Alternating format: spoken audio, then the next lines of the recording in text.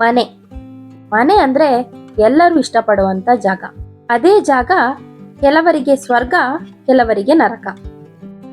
ಜಗಳದ ಮನೆ. ರಾಕೇಶ್ ಮತ್ತು ಪ್ರಿಯಾ ಹೊರಗೆ ನೋಡಿದರೆ ಪರ್ಫೆಕ್ಟ್ ಫ್ಯಾಮಿಲಿ. ಒಳ್ಳೆ ಮನೆ, ಒಳ್ಳೆ ಕೆಲಸ, ಒಬ್ಬ ಮಗು.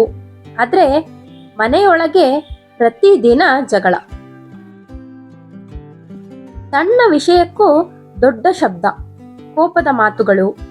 ನೀನು ಯಾವತ್ತೂ ಸರಿಯಲ್ಲ, ನಿನ್ನಿಂದಲೇ ಈ ಸಮಸ್ಯೆ.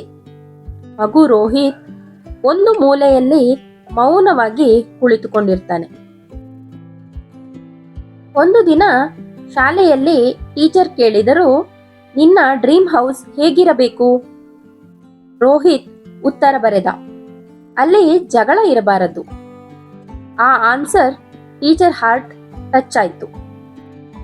ಒಂದು ರಾತ್ರಿ ರಾಕೇಶ್ ಕೋಪದಲ್ಲಿ ಬಾಗಿಲು ಜೋರಾಗಿ ಮುಚ್ಚಿದ. ಪ್ರಿಯಾ ಅತ್ತಳು.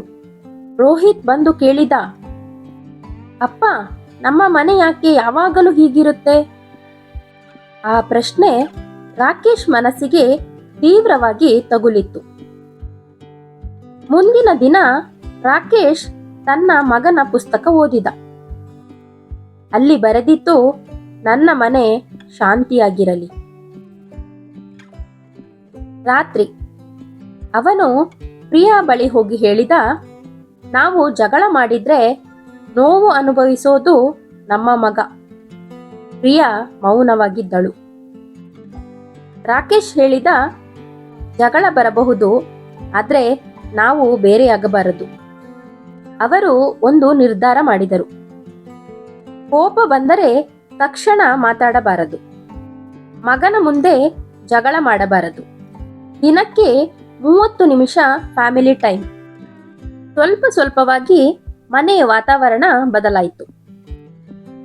ನಗು ಮರಳಿ ಬಂತು, ಶಾಂತಿ ಮರಳಿ ಬಂತು.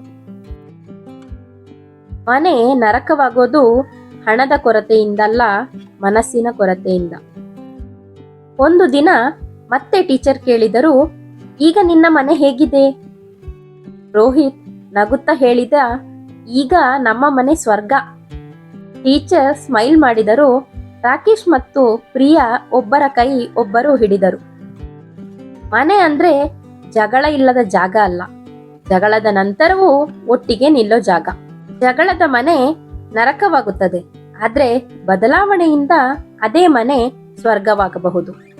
ಈ ಕತೆ ನಿಮಗೆ ಇಷ್ಟವಾಗಿದ್ದಲ್ಲಿ ನಿಮ್ಮ ಅನಿಸಿಕೆ ಅಭಿಪ್ರಾಯಗಳನ್ನು ಕಾಮೆಂಟ್ ಸೆಕ್ಷನ್ ಅಲ್ಲಿ ಕಮೆಂಟ್ ಮಾಡಿ. ಸಬ್ಸ್ಕ್ರೈಬ್ ಮಾಡದೆ ವಿಡಿಯೋನ ನೋಡಿದ್ರೆ ಪ್ಲೀಸ್ ಸಬ್ಸ್ಕ್ರೈಬ್ ಮಾಡಿ. ಮತ್ತೆ ಮುಂದಿನ ಕಥೆಯಲ್ಲಿ ಸಿಗೋಣ. ನಮಸ್ಕಾರ.